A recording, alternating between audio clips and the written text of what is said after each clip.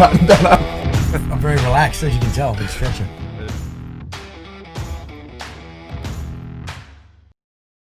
Hey guys, so this episode of the ISS podcast is brought to you by BHP. BHP are doing some wonderful things in the mental health space. They can see the utility in proactive mental health within their mining sites.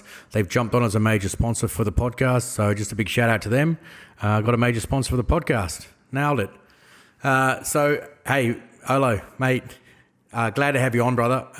So I've been mates with Olo and the rest of the boys for about 10 years. We were in the omelette teams together, and we'll get into that a little bit later on. But he excelled when he got out of defence, setting up his own business as an OR, bucking the trend. And he did a couple of things as an advisor on the Princess Trust, and then moved on and was the Prime Minister's Veteran Employment Award Small for the year. Cheers, mate. Good to have you on. Yeah, cheers. Thanks for having me. Mate, I mean, we've been talking shit already, but I guess the point that I wanted to bring up, and the reason why I want to send this podcast around business is for the diggers that are getting out and they think, oh, I don't have the skill set to launch a business. My argument is bullshit. What do you think about it? Yeah, look, 100%. So, yeah, there's so many diggers that have ideas in the cages that are just, they've got great ideas, but they just need to know how to facilitate it and make it happen. Their existing network of the lads that they know in the battalion is enough to start their own business, because everyone's got an idea of, how to run certain aspects of a business. They just need to make it happen. Yeah, like it comes from... And not wanting to talk shit too bad, but officers get given, they are, by the very fact that they have a rank, they have respect.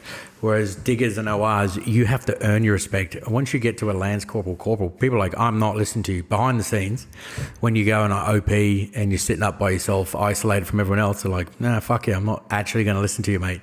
And you got to use emotional intelligence, respect, and all these other facets that you have to develop.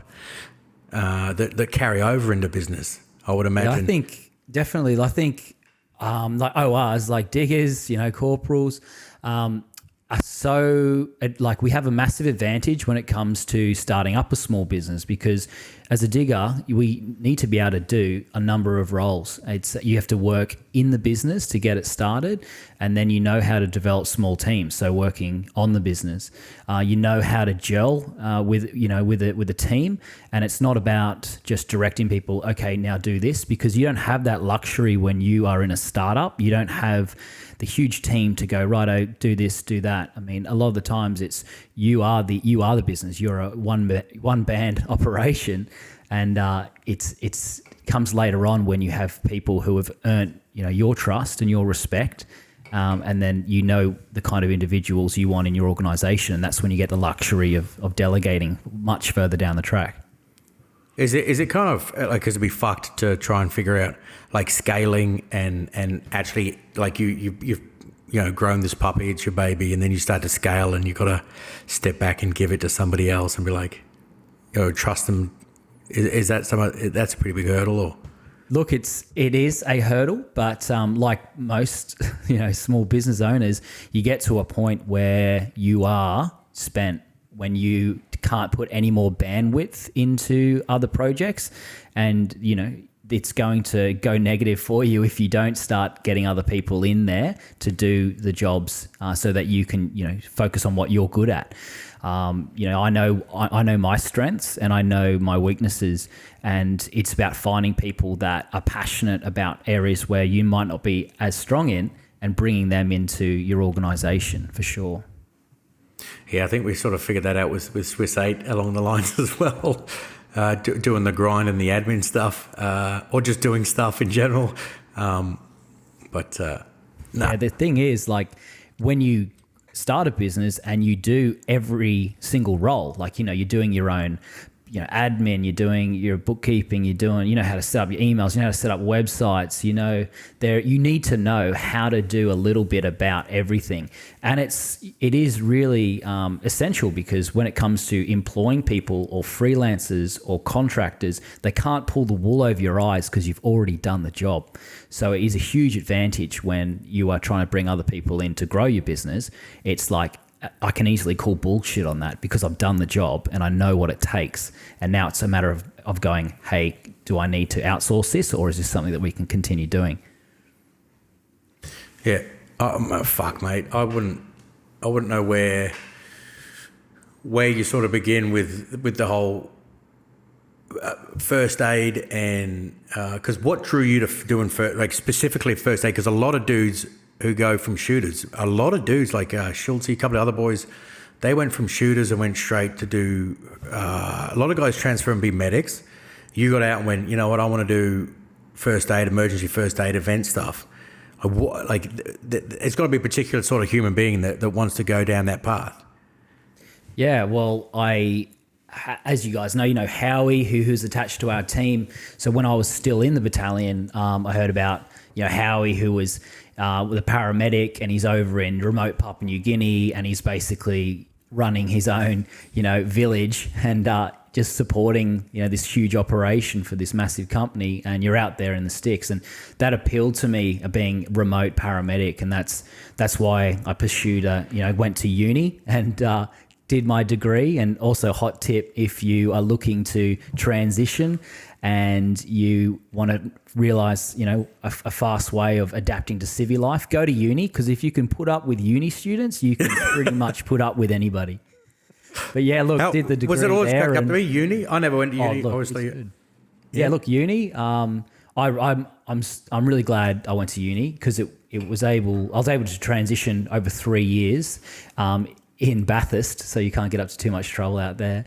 But 3 years at Bathurst, and I was Isn't able to. Isn't that the nursing college at Bathurst? There is a nursing college at Bathurst. There is. I wouldn't know. Yeah, no, yeah, there is.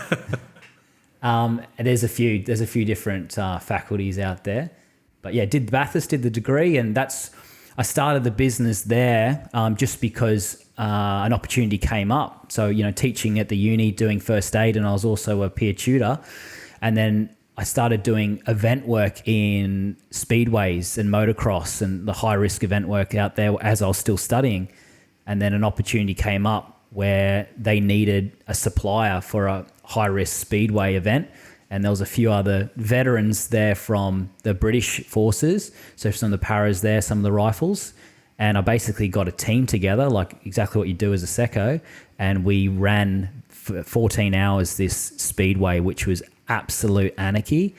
Choppers coming in, I don't know how many handovers we did with the state services, but that's what got our foot in the door. Our first event, and a few key players seeing how we operated on the ground. So it's being a medic, or helping people, running your own business, being your own boss, not having to take orders anymore. Learning new skills. There's not too many opportunities that you have in life where you can kind of jump the ladder. If you start a business, you're instantly at the top, and that has its positives and it also has its negatives. You are solely responsible for the success and failure of your organization, which is quite a weight to carry. Fucking stressful. Is it stressful or what? Yeah, look, running a business, it is stressful. That's why you got to keep yourself in check, because especially if you're starting off and you're the one-man band, if you don't look after yourself, then your business won't succeed. That's a huge one. All right, that's the part where you say you start a business and you're at the top. When you start a business on your own, you're also at the bottom. 100%. That's what most people don't get when they go, I'm going to start a business because I'm going to be my own boss. I'm like, yeah, but you also got to be your own shit kicker and do all your own everything. And I think that's where a lot of people fall over early. Is when they're like, that's why I fucked up my first one. I was like, yeah, I'm going to open this restaurant, so I'm get to be in charge of it, get to relax, do fuck all. Ended up working 7 days a week round the clock, hating life, going, I forgot that you've actually got to work in this thing as well. Yeah. No, 100%. Like, Emergency Australia, that wasn't my first business. I started this other company called Tough Case, which was incredibly successful, but I had absolutely no idea about finances, budgeting, putting that money back into buy inventory after that. I just, sold all these cases and then spent the money on living and having a good time at uni. Not really. So tough Yeah. cases. Jeez, fuck, righto. Yep. Yeah, it's still registered, I think. I don't know if the website's Alibaba's dead, mate. Yeah, true. China. No, that was a really good, yeah. Because I think they because you get like you get officers and stuff like you always got a little bit of regression from taking full responsibility in the army as a OR. Because you get a task, generally it'll be a patrol that comes from the boss. So failure on your job, when we talk, like if you're in an operational sense and you go out and you fuck it, you can get people killed. But if we're talking in the training sense, responsibility really doesn't lie with you. So you don't have the stress and the cortisol going through your brain. You're just like, fuck this. Like, I don't know why we're doing this. The stress lies with the boss or the platoon commander, the OC. Is that, you think that's transferred over when you actually have a business? You will literally own, and there's people under you like, dude, you don't get it. I'm fucking under the pump all the time. Can you fucking help me out? Yeah, that owning that stress and owning, like, having responsibility and accountability and self-discipline. I mean, they come with it. They have to be there. I think the biggest hurdle that I had starting a business was the mentality, because I was used to having to go, okay, well, who do I speak to about this? Like, having to request to do things and then having, not having your ideas heard it was always a hurdle. So getting rid of that mentality, and I know there'll be a lot of people pissed off about if I say that, but it's, as an OR, you kind of have this subservient mentality when you leave, and it's been drilled into you to do what you're told. Your boss says do this, do that, and you need to snap out of that if you want to start a business and be successful, because there is no rank structure when you start your own business. There is no chain of command. You can talk to whoever the hell you want to. You start your own LinkedIn and you can contact whoever you like, and it's the complete success and failure is on you. So you need to snap out of that mentality of thinking that, somebody's going to do it for you, or you've got to ask permission to do that. Yeah, I couldn't imagine like doing that sort of stuff. Like I've done the same thing, doing like as part of suicide. I'm guilty for it as well, mate. Sitting there as literally I was a secco for, which is kind of your own thing and then I went to being a platoon sergeant, still had a boss. You're kind of still getting told what to do, but coming in, I mean, Sutter's running Swiss 8 full time he's the CEO of Swiss 8. He's got the stress doing that on what he's got to do for him. And then where do you take a role? Where do you take responsibility within that business? Or are you going to continue to be subservient? Do you know what I mean? Yeah, and there's nothing wrong with, having someone who's leading the ship. Someone's got to do that. But when you are starting a business, it's on you, and you need to. If you've been serving, you've got time. Like I always had in the back of my mind, okay, so I've done, I was 6 years in the battalion, and I did 3 years of study, and I was like, I need to make up for this time now, and I need to work hard, because a lot of people get out, they might start a business straight out of school. I don't know, but you've got to get started on it. And I kind of felt like I had time to catch up on. So, I never learned accounting. I never learned any of these skill sets that I'm, using in small business, apart from management and learning how to work with different people.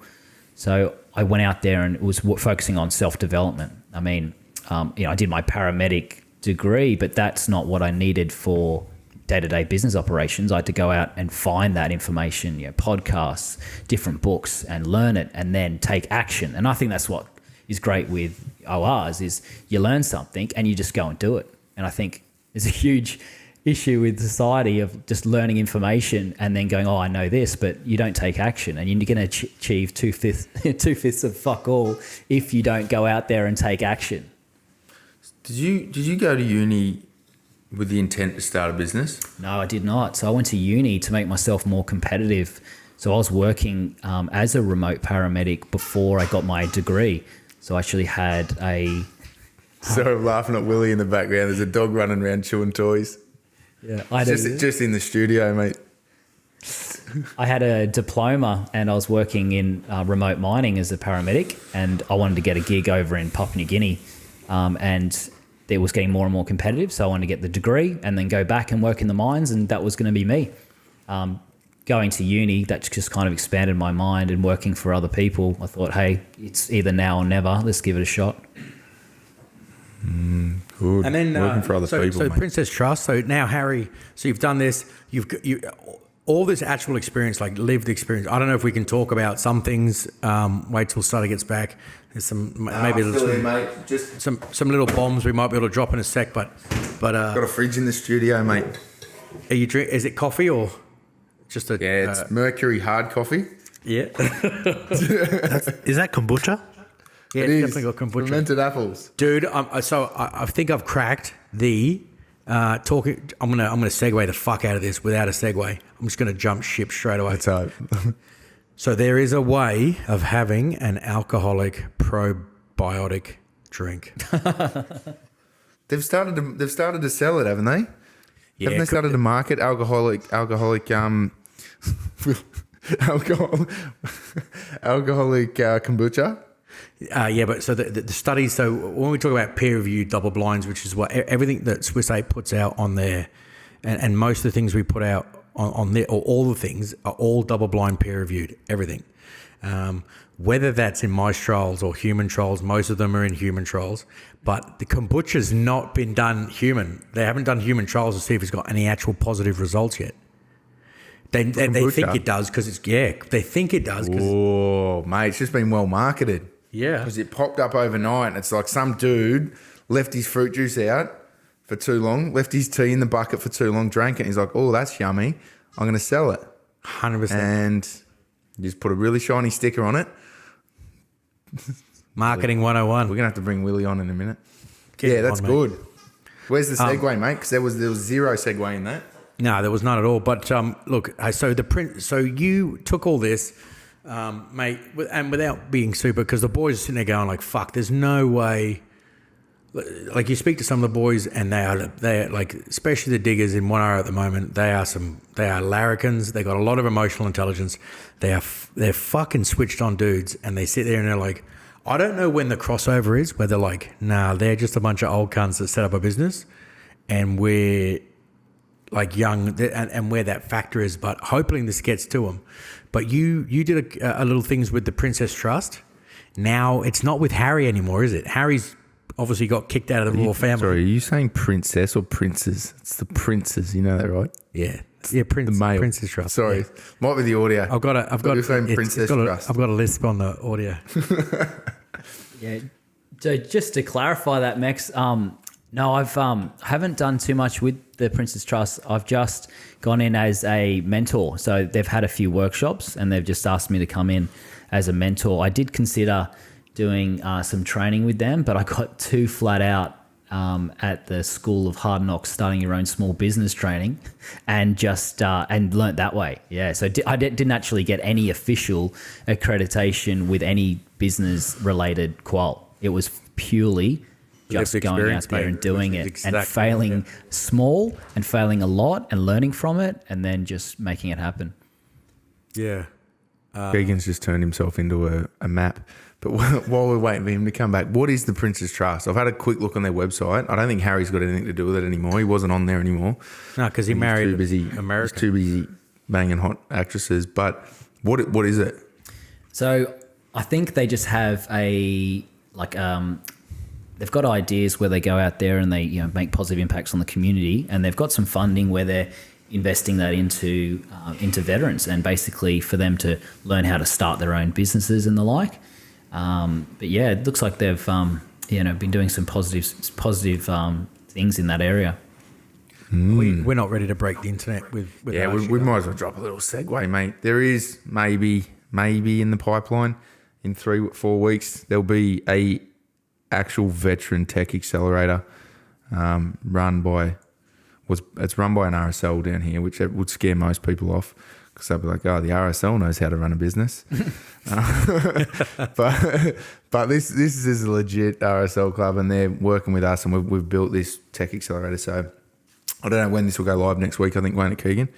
But I did have a look because when they came to us with this fleshed out tech accelerator model, and they're like, we want to get because that's what we ran Swiss 8 through last year, was a tech accelerator, and they're like, we want to run one for veterans.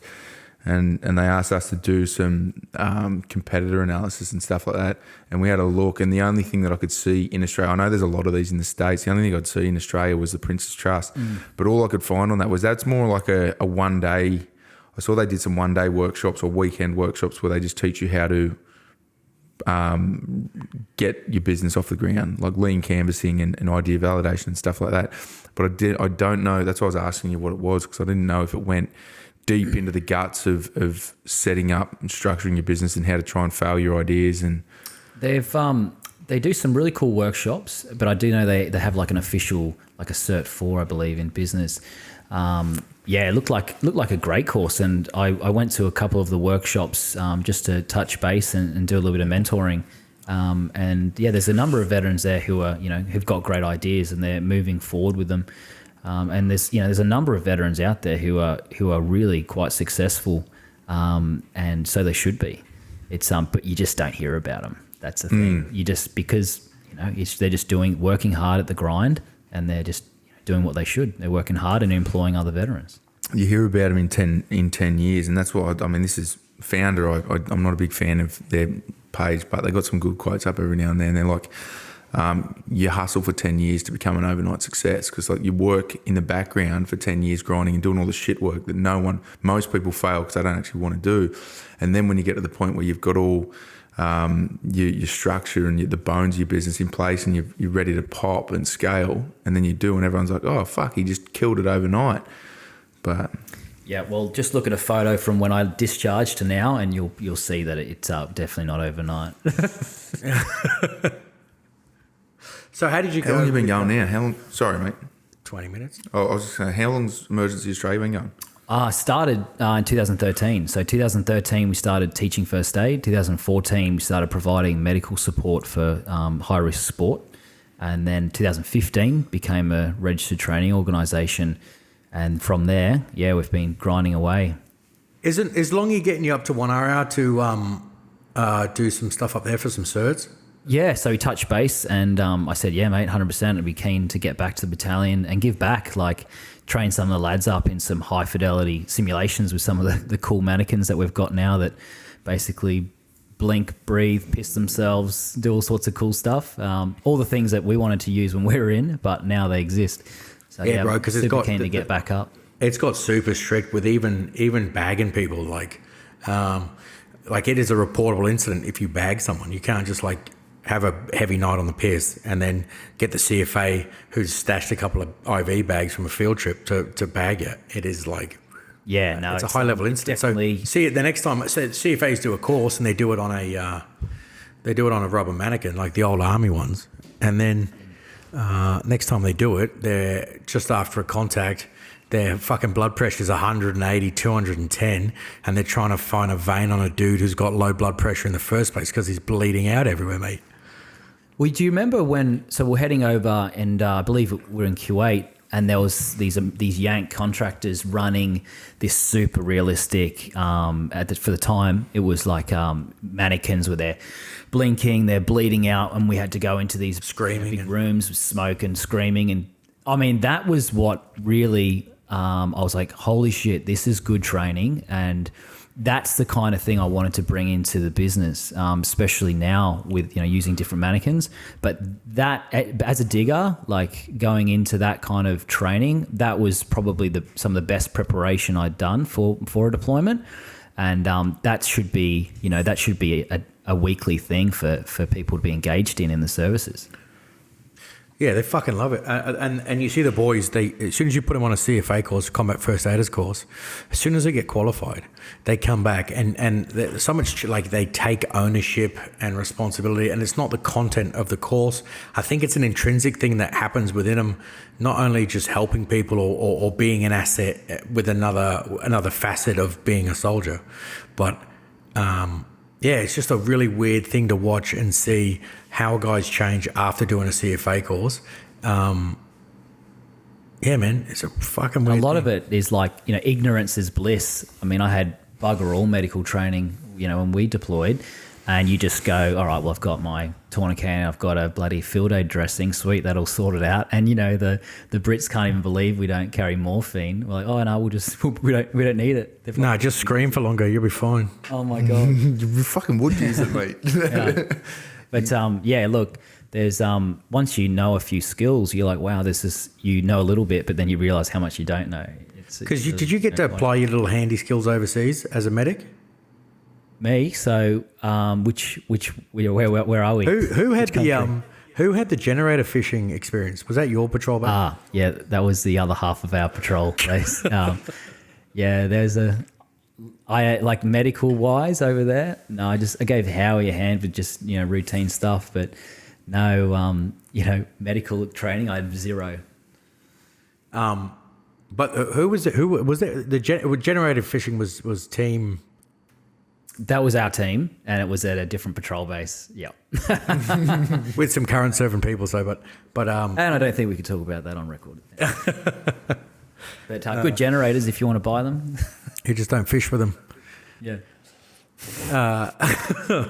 Yeah, man.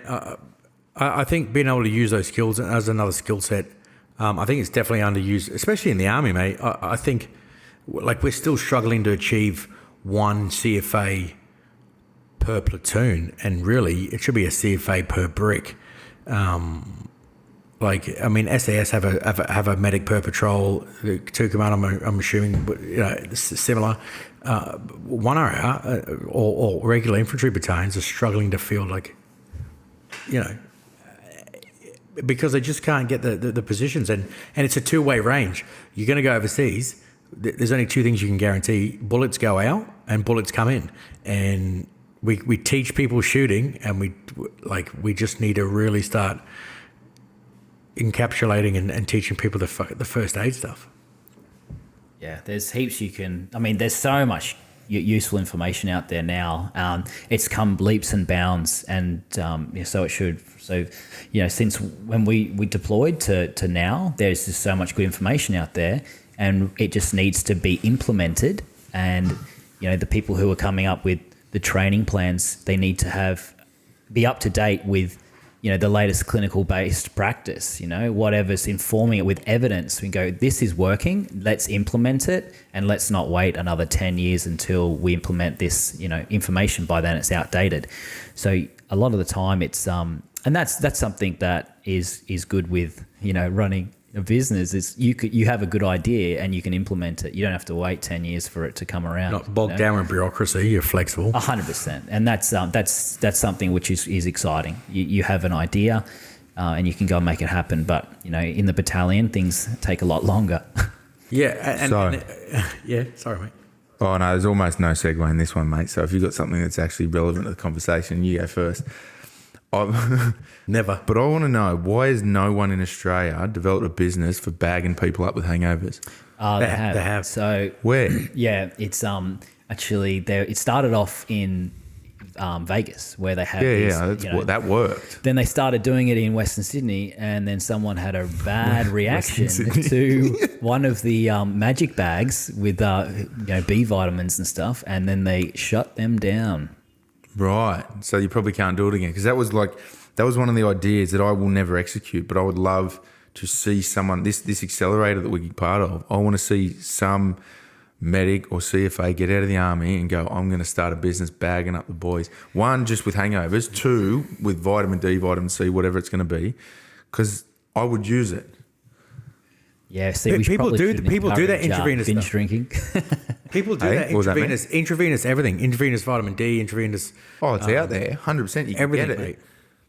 But what? All right, so in innovation, right, in the States, pretty much everything you need. Like we did that gut bacteria test in the States. In Australia, you got to go to the GP, get a referral, go to a clinic, do a shit on a stick, and then get your gut bacteria tested, right? Everything in the States has been made so that's actually like biohacking has been so simple that you order it online, you plug into an app, stuff comes to your house, you return your samples, you're good to go.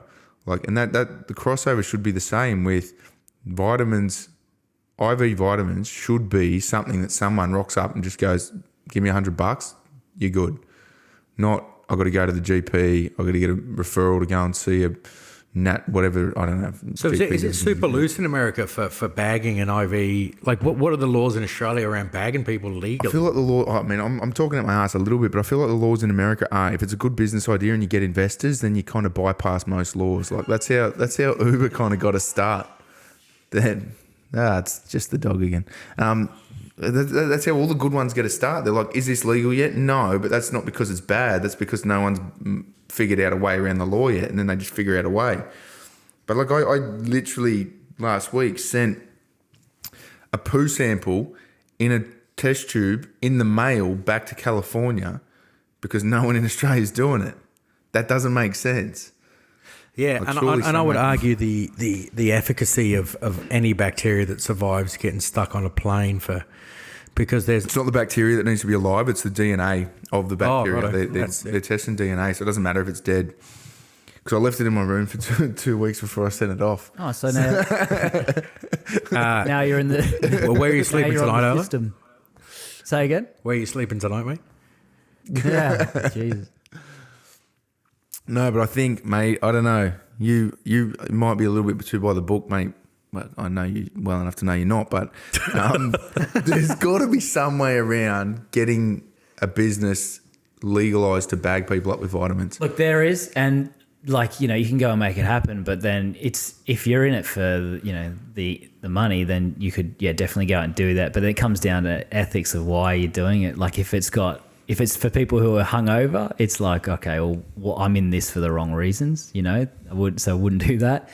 But look, if there's, you don't need to be, bagging people up all the time. It's just not necessary. Mate, I 100% disagree with that. Supply and demand is business, right? And if there's a demand, that means that people need it. So you're not doing it for the money. Well, you are going to be starting that business for the money, but you facilitating quick hangover cures is not encouraging binge drinking.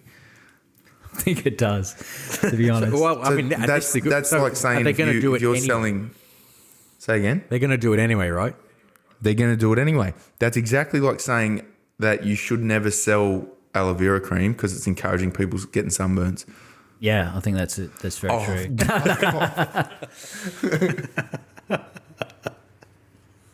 There's a market for it, mate. And it's not just for hangovers, right? Like I would do it right now. If you could come and give me, and again, this is just from listening to a podcast. I haven't done enough research on it yet, but vitamin C taken orally is nowhere near as effective as IV. I would love to get vitamin C IVs once a month or once a week or whatever it is. Can you facilitate this? Look, you could probably crush it up and just boot it. Give it a crack, see how you go. But that's a legit vitamin that people should be taking.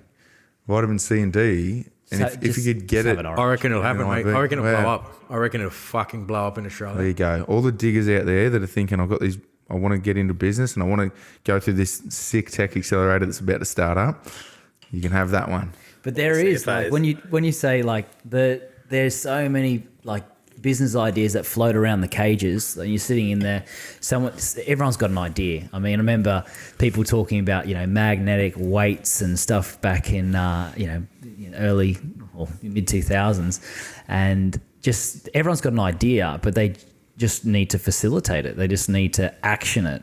And I think, there's a few basics that you need to have right first before they can make that happen. Yeah, I think most of the boys are scared too, like to go, most of the time you've got to get loans and you've got to find finance, and they're like, it's a big risk to go, I've got this idea that I came up with in the cages. Do I back it enough to go, I'm going to literally put my house on it? Most people won't. And that's why this thing, because it's backed by an RSL, they're throwing money at it. Yeah, like, cool. We'll run you through it. We'll try and kill your idea, because most people come up with these ideas, and the ones that are super confident, and they're like, it's fucking sick. And then they're like, I'm going to go and get, like, speaking from experience, go and get a big loan out. And you're like, maybe I should have tried to kill that idea before I started. It would have saved me a bunch of money. But these guys will try and kill your idea. And then if it's good and it survives, they're like, here's a bucket of money. That's awesome. No, that's an opportunity there. 100%. Seen that grow. Well, you're going to be one of the mentors on that too, mate. So yeah, 100%. I'll throw my 5 cents in. Good to go. But when it comes to starting a business, when it goes to loans and things, I didn't go down that path. I was frugal and innovative, and just making, because you make small little errors and you don't want to be all in. I mean, I like to gamble now and then, but definitely don't do it when you've got a business. You can't go all in. You got to make small little mistakes, and so because it's a learning process, and you got to embrace that you're not going to be a guru on everything, and you are expected to make mistakes, but just don't do it with getting a big loan and going all in on an idea, because chances are your first idea is not going to work. So if we had a 5-step plan, you would go make a fucking decision and actually do what you want to do. Come up with a plan and then try and kill the baby. Step 2, try and kill it. Step 3, like, what do? They got to go get an ABN? Do they go get an ABN? Like, where does a dude who comes out from the army and goes, I'm starting a business. Fuck it, I'm doing it. Yep. You know what, Olo, I'm doing it tomorrow because you're a sick mentor and this podcast was fucking amazing. Step 3 is get an ABN. Yeah, right. Look, far out. I think you're narrowing it down into steps. I'm sure there's an amazing book out there, and someone's probably making a lot of money off that book. I was he's thinking, a fucking dick, and he's Exactly. honestly, bro. Someone who's never run a business before, mate, I'd love to make. Googled it and wrote a book, made millions. I'd love to make a little viewy tui for diggers sitting in the cage, and it's just like, okay, got an idea. This is how you action it. I never had the process of shooting down ideas. I just had it in my mind, and I'm out in the middle of Bathurst, doing my study, and I'm like, hey, that's a great idea. What do you reckon, Sean? Yeah, I think that's a great idea too. Let's just do that. Is that you talking to yourself? So that is me talking to myself. I didn't have anybody to question and go, hey, that's actually a shit idea. Just make it happen. And then, you do it and it doesn't work. And you're like, all right, learn from that one. Keep moving forward. Look, step 1 is, figuring out what you're passionate about and what are you going to devote, it could possibly be, a decade of your time to. If you go, okay, I think there's money to be made in cheese boards. Am I passionate about cheese boards? Am I going to research everything about it? Am I going to figure out how to make new innovative cheese boards all the time? Probably not. So figure out what you're passionate about, because if you're in it to go, hey, there's money to be made in this, and that's all I'm focused on, then it's probably not going to work, because you've got to be passionate about what you're doing. And when you're talking to people and you're trying to, because you're at starting your business, you are the best, advocate for it. You are the best salesperson for it. If people pick up that you're not in this for the long haul and that you are not passionate about what you're talking about, they're not going to work with you, and therefore you're not going to get those jobs. So we figured out, like, passion is a driver, like, and you're dead right, mate. Like, I got into mushrooms. Mushrooms is my jam, and bacteria and that sort of thing. And I'll sit there till I'm like 10 o'clock at night, and then I've got to do some other mundane stuff that's relevant to a current business. And I'm like, meh, right? So passion's super fucking important. Do you have to? And then you pay it off and go back to mushrooms. And then pay it off and go back to mushrooms. But is it fucking important to sort your own backyard out first? So developing a good routine, getting some good mental habits, or do we just run it hard, drink, burn both ends, and just what is the optimum? I don't know, people can succeed doing the opposite end of the spectrum, but I would imagine sorting your fucking backyard out first, as in your own mental health and your own fucking body routines, setting a good habit would set you up for success, as opposed to being a contraindicator. Yeah, look, you can be, you can do it either way, right? You could go out and I've done that, where you worked your ass off, you're not looking after your body, you're drinking to relax, and you get by. You're functioning, and you're functioning very suboptimal. There's a huge amount of untapped potential that you're not using. Now, once you figure out what works for you, you can preach to people and say, this is what you need to be doing every day. and do that, and you're going to put yourself ahead of the game. A lot of the time, it's just down to the individual making mistakes and going, all right, well, I want to continue going out with the lads, getting on the beers, but then I still want to run a successful business and have the brain capacity to research new things and set up, new websites and the like. You'll if you try and continue with an old way or an old habit, you'll realize quite quickly that it's just not possible. So look, make those mistakes, and that's just part of the game.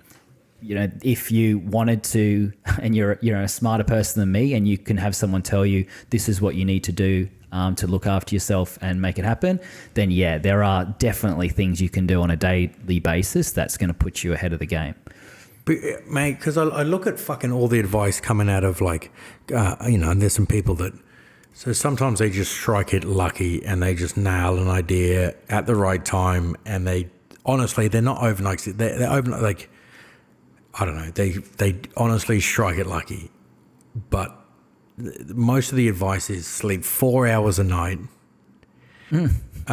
work, and if you want to work, if your competitor's sleeping 6 hours a night, if you sleep 4 hours a night, you're going to beat him.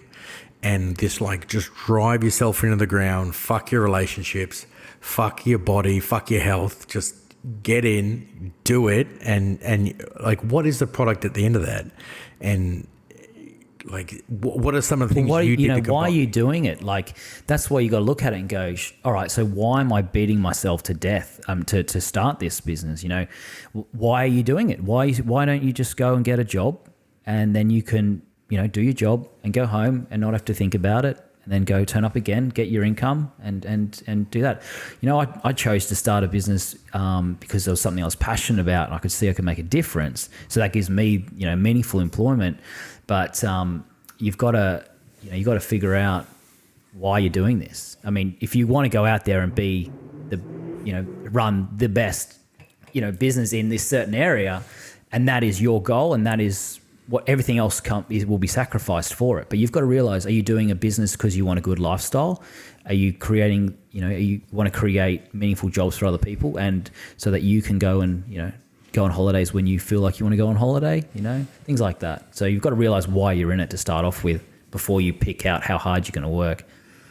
Yeah. Mate, my fucking mind. So there's two things I want to, number one is I'm discharging from the army now, and lost tribe, lost identity, all the things that we spoke about, the Swiss 8, the 8 principles that we do, the big 4, tribe, and then the tribe, lack of identity, lack of purpose. I've got purpose. I've got a fucking amazing purpose to go and achieve.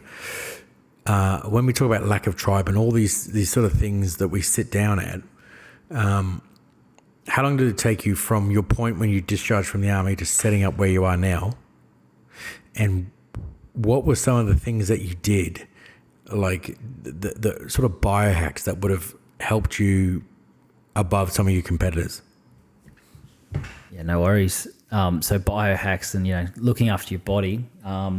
It's taken so to where I am now. So I started the business in 2013. It's now 2020. It's only been in sort of recent history that I've been able to figure out my flow state and how to get into it. And I won't bore you, but I'll give you just the specifics on what I do each day, each work day. So obviously, but this is your routine, bro. This is some of the stuff that the boys will be writing this shit down, mate, because this is what's we can do routines in the army, and this is what. Yep. No worries. So as soon as I get up, so I have a small infrared sauna at home that I got off eBay for $1,200. That fits one person. Great.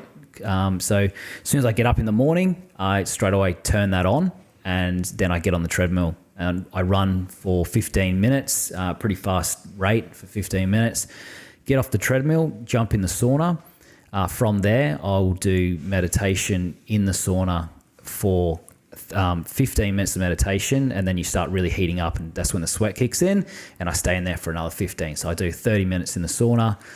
Out of there, straight back into cold shower, and I'll cold shower for a couple of minutes, and then I go and have black coffee, so double black coffee, and then start my day. And I fast until 12 because if I eat, I am a slug. I'm an absolute slug if I eat in the morning, and so I don't eat till 12, and that is when I'm the most productive. So I know that's if I task the big game-changing things to do for that day, and I work on them, and I batch my emails, so I won't read an email until midday, so that I don't get sidetracked. Holy fuck, there's What about do you eat? 1,200. I want to know what you eat, mate. Are you still eating vegan? No.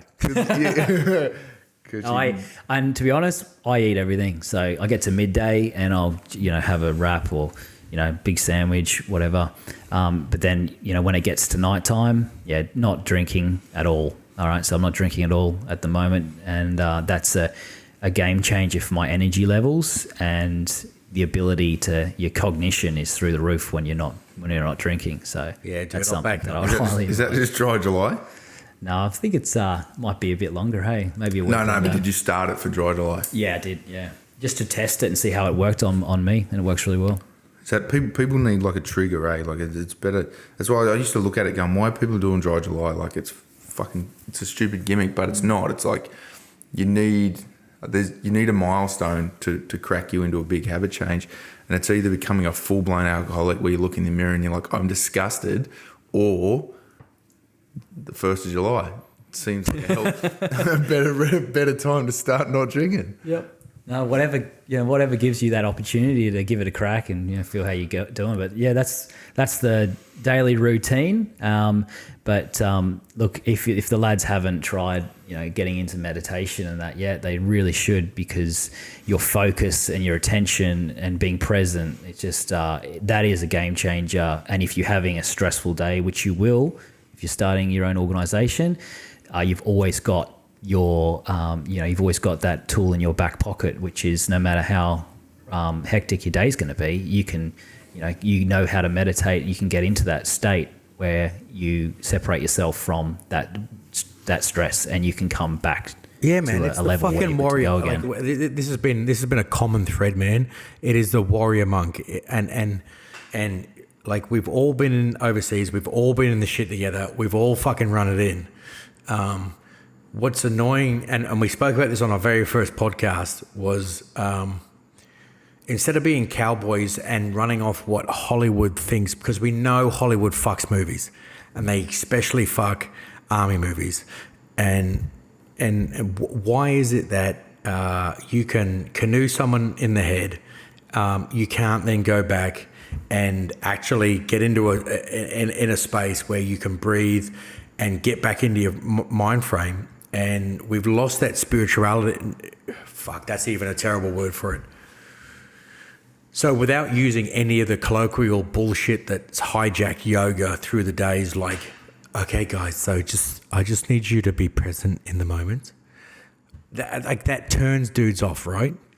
But if we can talk to guys and be like, yes, you can go out, and there's cats doing it, there's 2 commando dudes doing it, where you can go and canoe, guys, you can fucking kill it and be a warrior, and then learn to look after your fucking body and breathe and get back into a position where, and we can do that with cold and hot therapy cycle, we can do that with breathing and meditation.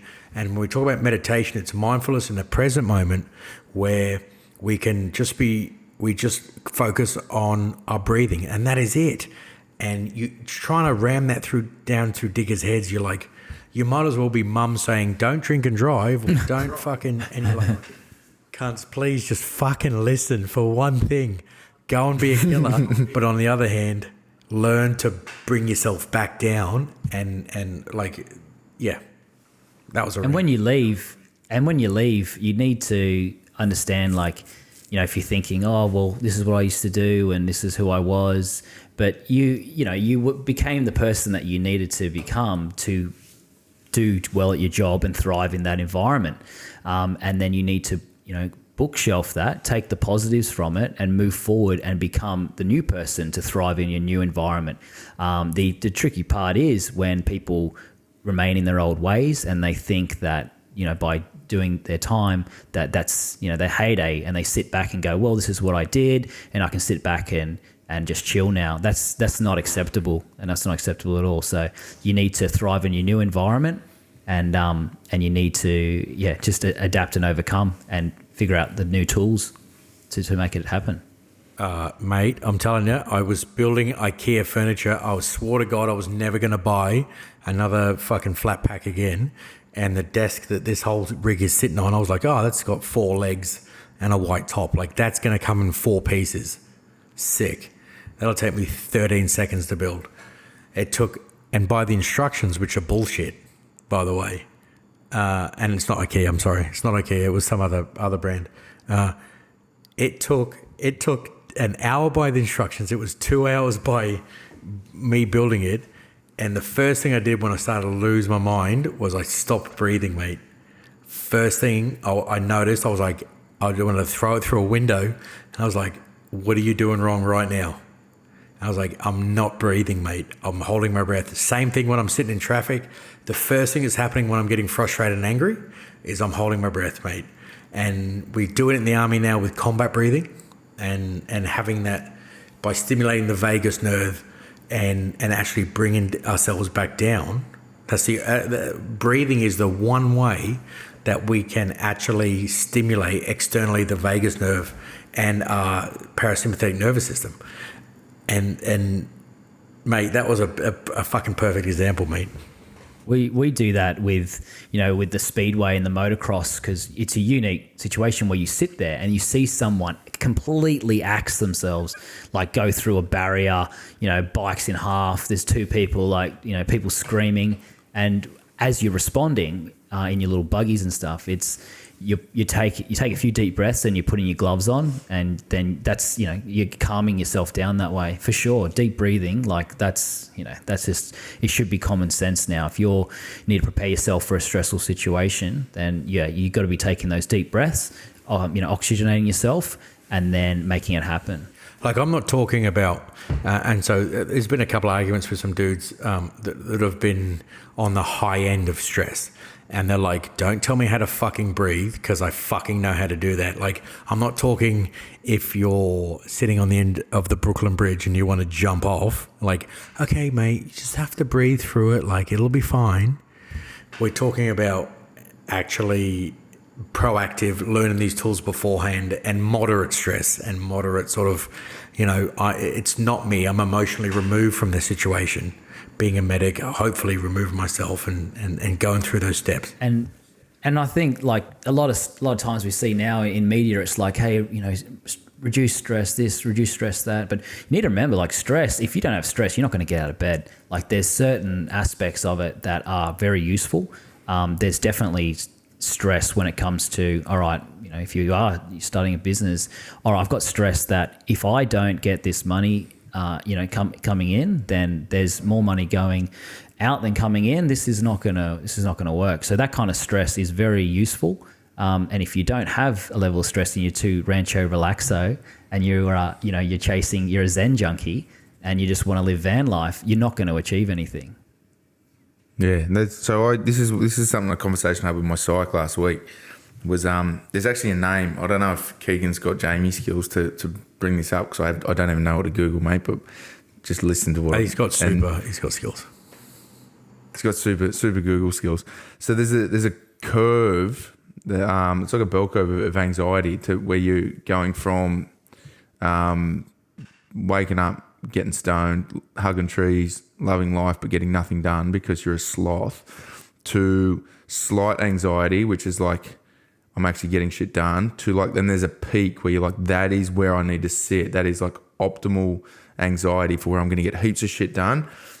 And then you push a little bit too far and you're fucked, because then you're just super anxious and you can't get anything done because you're overthinking everything. And I think that's where I get to in the day. Like, I don't know how you're still drinking coffee at 8:30 at night, but I get to, like, in the morning, if I have one coffee, probably because I drink too much, I'm up halfway up that hill, and then have a second one, and I'm like peaking at the top. I'm like, I'm good to go here, get heaps done. And then you have one mouthful and you're like, no, I fucked it. Went too far. And then you're over the edge and you're super anxious and you're like Stop looking at me. There's no one in the room. I don't know what to do. And the only way out of it is to sit there and just like try and breathe properly. And that's, again, like you said, it's because there's tools in the kit that you've learnt in the past to how to breathe. But there's another one. I don't know if you found the name of that thing. It's a legit curve. Constructive optimum tension. Oh, Yeah, no, it was a dude's name. Anyway. Yeah, it's just a graph between performance, tension, arousal, and anxiety, and then sort of that bell curve between low, comfort, medium is perfect, and then anxiety, and then high, unfunctional. Yeah, but it's like you're saying, like you need some form of being too zen is good for no one. We'd all hug each other, but we'd be flat stick having fire. We'd all be sitting around campfire. Definitely wouldn't be stuck. Not inventing the wheel. Yeah, but you'd be sitting around your campfire in your mum's backyard because you can't pay your rent or a mortgage. You know, it's a fine line. It's definitely it's not effective. But as far as breathing, there was a podcast the other day. There's actually a book out. A dude wrote a book. I'm pretty sure it's called Breathe. And again, I don't pay enough attention to this stuff to remember who wrote it, but that might be a Keegan job as well, because that is definitely, like, this dude on the podcast, haven't read the book, but the podcast, this dude went deep into breathing, like broke down Wim Hof. This is what made me think of it. I'm super...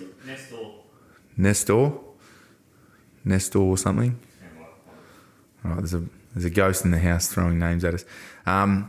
But yeah, it broke down all the different versions of breathing, and like the Wim Hof stuff, like this is stuff that we got. I've been doing it for a few years. I know you have too.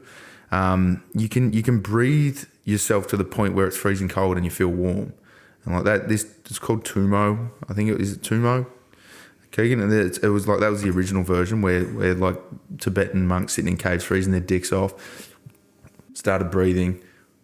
Doing these cycles of breathing, like all the way in deep, not letting it out that far. And I used to look at that when Wim Hof first started making that popular. I used to look at it going, they're hyperventilating, they're warming up because they're over-oxygenating.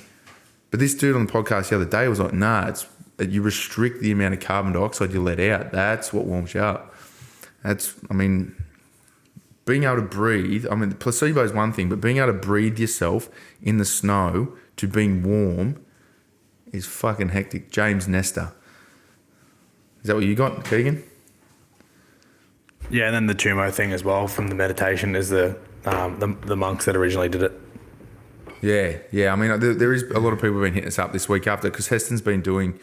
We got Heston, who'd never done cold therapy, to be the face of our social thing to do. We're doing this 8-week reset. He's got a fucking good rig. And Heston, as part of it, started doing this cold therapy, and I think it was magic, because he's a dude that's good at almost everything he does, but he'd never done this before. So he's like putting himself in a vulnerable position, jumping on camera, jumped in a cold shower, did no breathing, no nothing. We're like, mate, yeah, do cold shock therapy. He just jumps in a cold shower, and he nearly had a fucking heart attack. You watched him on camera, he's like, and then a week later, we're like, go and watch some Wim Hof stuff.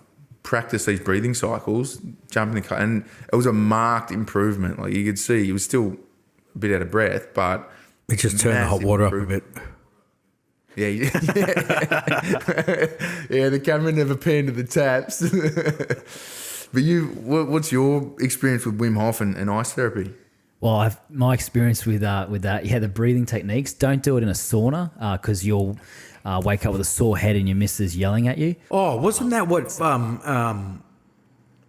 Who was a bodybuilder? The shredding for Ziz. Oh, Ziz. Ziz, didn't he die? Ziz. He probably wasn't doing it. Yeah, shredding for Shooting steroids in It was Thailand. before, I think that was Wim Hof wasn't around then, but No, he wasn't saunering for he was heat just shock sitting proteins. He was saunering for 5 hours a day to get shredded for stereo. Yeah, And and then he That was- died. fucked it. you know there was I started doing a bit of the breathing techniques there, just to try and clear, like when when there was a lot of high stress on with work, just trying to clear it all out and come back to just trying to get rid of it really.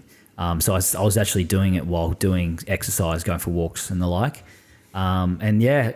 You feel fantastic after you do it. It does take a lot of self-discipline to do your at least 4 rounds and the like. But it became, I just tried to compete with myself, trying to get better times each time, just to see how long I could do my breath holds for.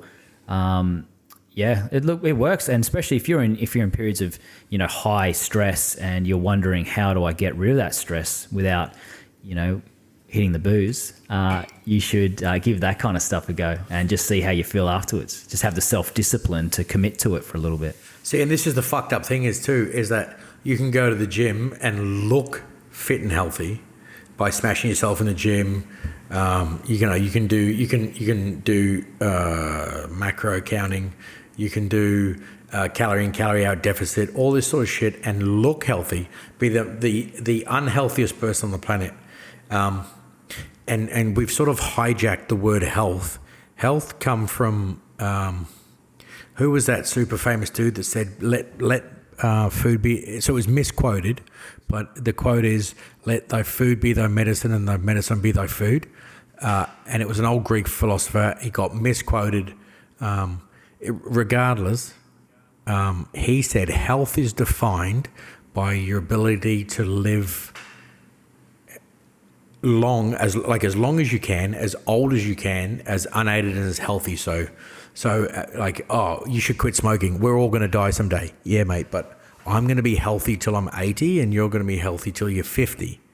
It's the quality of life you achieve for the period of time, and that is the measurement of health. And at the moment we have, you can go to the gym, have a six-pack, be shredded for stereo. Are you actually healthy? Are you stressed? Are your cortisol levels pumping through your body? Because they're different to what they perceive. And then how do you gamify that? How do you bring that in the 21st century? And how do you bring health that is not objectified by people as a status symbol or an image, but as a way of life and as an output for how long they're going to be alive? And then, yeah. Longevity's not sexy, mate. You can't sell it. You can't you can package it and sell it, but not yet. Not yet. And that's I agree, man. That's why health is not cool, because you can't measure someone's health with one metric. It's way too holistic. But you can measure bicep size, and you can measure body fat, and you can measure your weight on the scale. So that's why that's become the metric for healthy. Yeah, it's just skinny or muscly or big arms. It's frustrating to see, and this comes. I think health comes with direct relevance to mental health as well, because stress, mental health, body health, they all come together as one thing. Mental health is massive. We know that it's probably the number one killer now outside of heart disease is suicide. No, it is. Depends on age demographic. It's 18 to 44 men in Australia, number one, suicide. And this is the thing. That is a key component of health, is your mental health and your ability to manage your subconscious systems, like the Wim Hof method. Going to the gym and you see like results. You go, all right, working out, we're building a muscle. I mean, you working your mind out. It's taking self-discipline, and no one's going to see that on the outside until you start projecting yourself in a different way. It's something that's harder. I mean, going and lifting weights is, it's easy in comparison to having the self-discipline to do your meditation, to do your mindfulness. It's a hard thing to get started. But once you start doing it and realizing that your brain is the size of a pea until you start working it out, it's game changing when you realize the potential of, once you have complete control over your emotions, your focus, your concentration, then you kind of get addicted to keeping that in tune and to keep building on it. One of my biggest recommendations for people who were still serving is to be doing that regular meditation. And I wish I had done that, so I wasn't as reactive, and I could have processed things a lot better back then. It's being young 20-year-old, you don't have that that mental power just yet. But look, if you're still serving, you need to be working on your mind and not just the weights, for sure. So this is why I think this Wim Hof stuff or this Tumo breathing into ice bath or cold shower is the sexy answer, because you've got an hour a day to train, right? I am not sitting down on a mat and doing fucking yoga. I mean, I would do it, but not if I've only got 1 hour a day and I have to choose what I want to do. You're going to go and do some party pumps, or you're going to go and do like some kind of workout that you get quick dopamine responses and see physical results from. But at the same time, if someone says, I want you to sit down for 10 minutes and do a breathing technique, I'm probably going to say, well, I mean, I've done it obviously, but I'm probably going to say as a young dude, no, fuck off. But if you say sit down and do 10 minutes of breathing, and then I want you to challenge yourself by having a cold shower, that's when you get young diggers being like, oh, I've got to prove myself that I'm a hard cunt. At the end of it, fuck yeah, I'll give that a go. And then they're probably going to jump in the shower real quick to prove that or in an ice bucket to try and prove how long they can stay in the ice and be shit at it. And then you're like, no, if you do this breathing technique, you'll be better. Bang, that gives them that dopamine response to go, I'm actually getting good at something. I can actually have something I can show at the end and be a hero in front of the boys if that's what your motivation is. And that sounds corny, but that is your fucking motivation as a 20-year-old soldier. Like, am I the biggest pussy in the room, or am I kind of fucking hard on a scale? And if sitting down and doing 10 minutes of breathing and mindfulness and whatever gives me the ability to be not the biggest pussy in the room, they're going to fucking do it versus just sitting down and meditating. It's a hard sell. Yeah, 100%. So yeah, like you've got to see results. That's comes with, there are results. So you've got to focus on it, and you've got to set yourself up with tasks. Okay, well, where's do some aptitude testing and just get your base, find out where you are, and then after doing a couple of months of it, just do it again, and even just write down where you feel like your cognitive ability is at that time, and just test yourself on it. So you got to know a base level of where you are. Do some tests on yourself. I mean, finding out what your vitals are a good stage, at what's your waking rest rate, that kind of stuff. That's just getting a base level, because what gets measured gets managed. So it's finding a tool and figuring out, how is your mind doing? Am I improving my mental health? Am I improving my mental resilience? Because, that's why we meditate. It's building resilience, building that muscle, finding your level, and then reassessing that after you try these new interventions and new skill sets, for sure. Yeah, I think you said like building that level. When you have when you are redlining, you're sitting there just redlining. You've seen secos that have been terrible at pressure. You've seen sergeants and bosses who they seem to get one task and they fucking redline, and you're like, oh, that dude is not coping. And you see other guys that just stay calm under pressure and they can cope with everything. Like, what are they doing differently? And they're the dudes that are killing it, mate. Like, you ask any of the boys, you go, which boss or which sergeant would you follow? The guy who's flapping from one external input, or the guy who's just like cool, calm, collected, like, yeah, man, we got this. Same with secos, bro. Like, and it will be continually the dude who is cool, calm, and collected. And how does he achieve that? Well, he's probably got some things that maybe he subconsciously doesn't know. Maybe he's consciously, because it's not cool, maybe not opened up and been privy to everybody else's input. But maybe he's just like, you know what? Well, I think they've, that cool, calm, collected individual has a process for finding, solutions to problems. And rephrasing that is, I've got all these problems coming at me every day. I mean, this is part of being in the military or part of being a civilian. You're going to have problems coming at you every day to solve, and unless you just don't put yourself out there and wrap yourself in bubble wrap, So you got to rephrase those problems as challenges, and then have a structured approach of identifying it, discussing it, and then solving it, and just taking action to do something about it.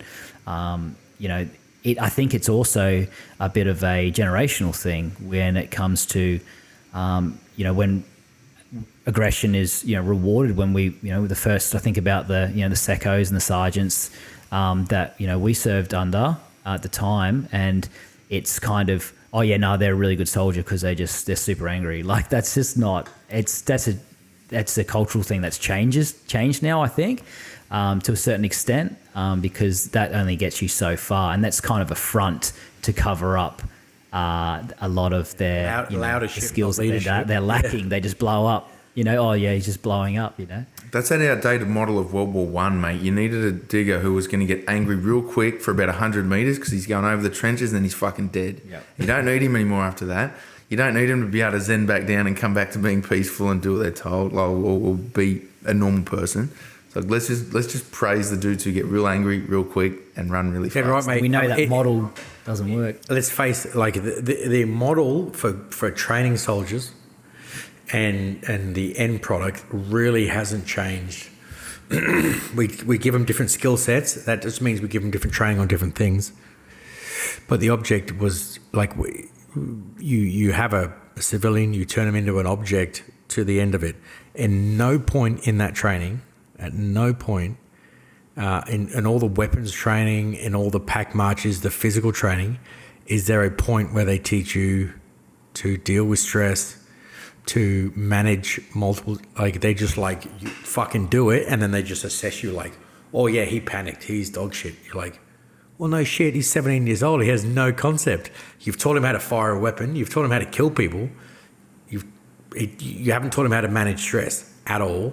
The way he's going to manage stress is when he gets to the battalion, he's going to listen to some alcoholic dude who clips him in, or he's going to watch some fucking movies from Hollywood and be like, yeah, I just got to, that's what I'm going to be, like, fucking wrong. And fighting the trend that is Hollywood. And then we'll get some cats on, some ex-cats and some ex-2 Commando dudes that are fucking in this space and are killing it and have gone past the Hollywood narrative of whatever the cowboys were supposed to fucking be. But yeah, you 17-year-old kid, here's a gun, here's an end state. I know it's more complicated than that, so fucking pull me apart in the comments. I don't care. But at the end state, there is no training spiritually or holistically for a dude to calm down and learn to manage stress and multiply. An interesting study that one of my lecturers just finished in the past year. They did a study on ambos. They wired them up and checked their vital signs and the like leading up to calls, so high stress incidents. And they found a direct correlation between the more physically fit an individual is, and also, you know, looking at their body mass and what's healthy for a person at that age, but how physically fit they are, the faster their cortisol and their stress levels came down after an incident. So they'd go to a call, and as usual, you know, you get a bit of your heart rate's getting up a little bit, going to the job, doing the job, get hit kind of a neutral plateau, and then after the call, the faster your cortisol levels were coming down was dependent on how fit the individual was. So that's also a big one when managing stress. It's not that hard when you're in the battalion and you're super fit anyway, but you see those guys who kind of slip off the bandwagon, get injured and lose their fitness, their ability to deal with stress, it quickly decreases as well. Directly relevant to when we exercise your gut flora and how that's procreated. Sorry, how that's generated within your large and lower intestine. They've done literal, so these are peer-reviewed human studies on fitness training and how that affects the bacterial growth in your stomach and how that affects your mental health. Like, there's so many aspects.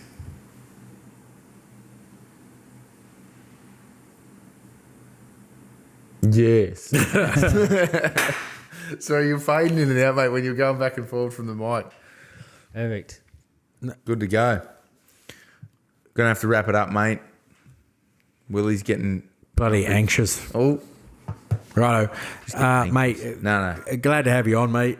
We probably could have talked for another 90 minutes, but we'll have you back on, mate, if you're willing to come back on and be sick. And appreciate the time, guys. And look, if there's anything I can do to help, just let us know. But it's been fun. There's a few key gems there. I wish I had known before I got out there. They'll and- pay it off anyway, mate. We're like, fuck these cunts, mate. They're fucking old cunts. They know what they're talking about. Go and just get a big fat loan, start a business, make sure it's IV bags. That is what you want. That's the takeaways from this podcast.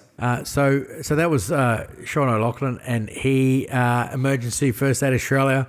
The guy's killing it, and he's one of the boys. Hang on, whoa. Let's get the name of his business right. Butchered It's What's his business name? Emergency Australia. Appreciate it. Cheers. All right, mate. I just added some sponsor. extra words in there. Emergency You've been Australia. saying it for like 10 years, and I've just let you go. I've just gone, nah, it's just me. Sorry about it. He's a bit like that. Yeah, Emergency Australia. We don't add the extra words into it. Yeah, good to have you on, man. And it's always a hoot. Have you back anytime, brother. I'll see you boys later.